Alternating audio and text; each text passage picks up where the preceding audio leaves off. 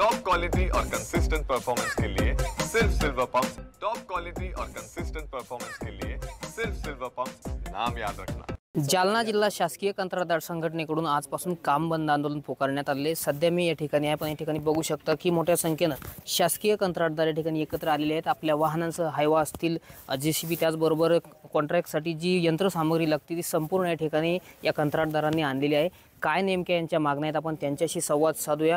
आज सर्वजण तुम्ही या ठिकाणी एकत्र आलेले आहेत, काय कारण आहे? कारण स्पष्ट आहे। ऐन मार्च महिन्याच्या तोंडावरती शासनाने वर्षभर केलेल्या कामाच्या मोबदल्यापोटी फक्त 1% ते 4% पैसे हे ई पास झालेल्या बिलांना, ई पास म्हणजे लिगली सर्टिफाईड आणि सर्टिफाईड बाय 4 इंजिनियर्स यांच्याकडून जिओ टॅगिंग झालेले ते बिल्स असतात आणि त्याची व्हिडिओग्राफी आणि प्रॉपर फोटोग्राफी करून ते शासनाच्या पोर्टलवर अपलोड करण्यात येतात।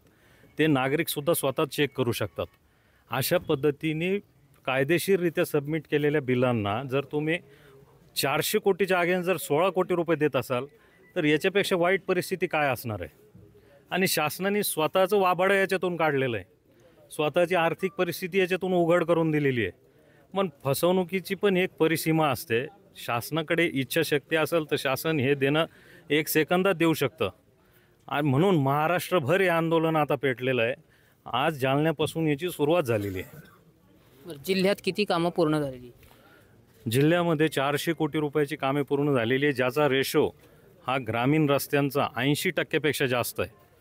म्हणजे टार्गेटेड वर्कच्या 80% काम पूर्ण करून जर 1% आणि 4% फंडिंग होत असेल तर आम्ही काय करायचं? शेवटी आम्ही जी यंत्रसामुग्री घेऊन कामं करतो हिचे जर पैसे भरायला जर आमच्याजवळ पैसे नसतील, ECS भरायला, हप्ते भरायला, त्याचं इन्शुरन्स काढायला, लेबरचे पगार करायला, तर ती यंत्रसामुग्री शासनाला जमा करण्याशिवाय पर्याय नाही आहे। किती कोटी रुपये शासनाकडे थकलेले? 400 कोटी रुपये 2च हेडचे थकलेले आहेत। जलजीवन मिशनचे 150 कोटी रुपयापेक्षा जास्त पैसे थकलेले आहेत। इरिगेशनचे बंधाऱ्यांचे सुद्धा आकडा जो येतो तो साधारणतः एक किती 90-95 कोटी रुपयापेक्षा जास्त आहे जालना मायनर इरिगेशनचा। त्यामुळे कुठेच काम चालू नाही, कुठेच पैसे नाहीत। शासनाचं या पद्धतीने स्वतःचं दिवाळं अशा याच्यातून शासन दाखवतं आहे की आमच्याजवळ पैसा नाही म्हणून। आणि दुसरीकडे शासन मोटिवेट करतं आहे की आमच्या 100 दिवसामध्ये एवढे कामं झाले। अरे 100 दिवसामध्ये तुमचे कामं जर झाले म्हणता तुम्ही 5,500 किलोमीटर रस्त्यांची, ते तुम्ही आम्ही जे वर्षभरात केलेले कामं आहेत तेच कामं आहेत ना, ते त्यांनासुद्धा द्यायला पैसे नाही शासनाजवळ। 100 डेज प्रोग्राममधल्या कामांना प्रत्येक कॉन्ट्रॅक्टरचं एक काम त्या 100 डेज प्रोग्राममध्ये असू शकतं, तर त्याला तरी सरकारने 100% पैसे दिले असते तर कॉन्ट्रॅक्टर लोकांना काहीतरी रिलीफ झाला असता। त्यालासुद्धा पैसा नाही आहे सरकारजवळ। मग हे सरकार फक्त पोकळ घोषणा करतं आहे। अजून काही कॉन्ट्रॅक्टर आपल्यासोबत आहेत, काय सांगाल? आम्ही काम बंद निषेध करतोय। आजपासून काम बंद राहील। नाबार्डसारखे हेड आहेत जेणे की 8-8 महिने झालेत, त्यालासुद्धा फंड्स नाहीत, जेणे की शासन म्हणते काम पूर्ण करा। नाबार्ड आहे, बँकेचे लोन आहेत, त्यालासुद्धा 8 महिन्यापासून फंड नाही। जालना जिल्ह्यात ही स्थिती आहे, अशी संपूर्ण मराठवाड्यात स्थिती आहे का, काय वाटतं? हो, संपूर्ण मराठवाड्यात ही स्थिती आहे आणि ही स्थिती अजून हळूहळू खूप गंभीर होणार आहे। बरं, तुमचं सरकारला काय इशारा आहे? सरकारनं पेमेंट करावं, ना तर सगळे कंत्राटदाराला रस्त्यावर उतरावं लागणार आहे आणि रस्ते वगैरे जाम करून काम बंद करून आम्हाला निषेध व्यक्त करावा लागणार आहे।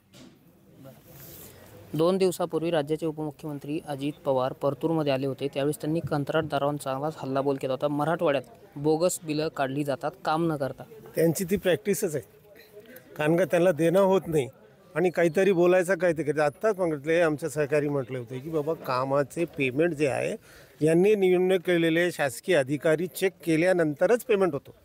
काम आम्ही पूर्ण करणार आहे आणि कुठलाही रस्ता आमचा तुम्ही जाऊन पाहू शकता, हे करू शकता। काम पूर्ण केल्याशिवाय कोणी पेमेंट करत नाही। बोगस काम करणारे आहे हे वक्तव्य त्यांचं एकदम बरोबर नाही। तर दिशाभूल करणार आहे, त्यांच्यावर काहीतरी येतं आणि काहीतरी बोलता येते, हे चुकीची पद्धत आहे। तुमच्या आंदोलनाची पुढची दिशा काय असणार आहे? पुढं काय आमची मागणी आम्ही पुढं नेणार। जर ह्यांनी ऐकलं नाही तर अजून याचं पुढं जाणार। शिवाय आम्ही मागणी केल्याशिवाय काय करणार नाही, निषेध करणार, रस्त्यावर येणार, गाड्या थांबवणार, गाड्या लावणार, काय करणार? याच्यापेक्षा आम्ही काही करू शकतो. पेमेंट मिळालं पाहिजे आम्हाला. फक्त त्याच्यासाठी आम्ही जे काही आम्ही करू शकतो, नियमाप्रमाणे जे काही करू शकतो आम्ही ते करणार. साधारण किती टक्के पेमेंट तुमच्या हातात आलं पाहिजे असं तुम्हाला वाटतं? कमीत कमी 50% पेमेंट कमीत कमी हातात यायला पाहिजे. जर शासनाजवळ पैसे नाही तर त्याने 50% पेमेंटची व्यवस्था करावी. आणि दुसरे कुठले तरी स्कीमला ते पैसे देतात, आम्हाला त्याच्यात काही बोलणं नाही. पण त्यांच्याजवळ जे 1 रुपया येतो ते 1 रुपयाचाच व्यवस्थित त्यांनी सगळं विल्हेवाट लावायला पाहिजे. कोणाला द्यायचा नाही आणि कोणाला उपाशीच ठेवायचं, की मरायची वेळ आली तरी त्यांना उपाशीच ठेवायचं, तसं करायला नको.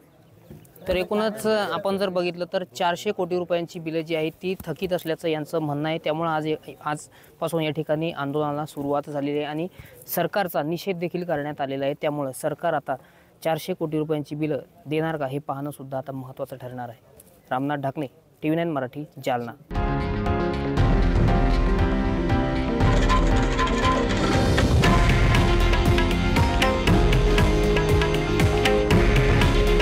हे आहे देशातील नंबर 1 न्यूज नेटवर्क आणि आपण पाहत आहात TV9 मराठी. काळजी तुमची, हित महाराष्ट्राचं.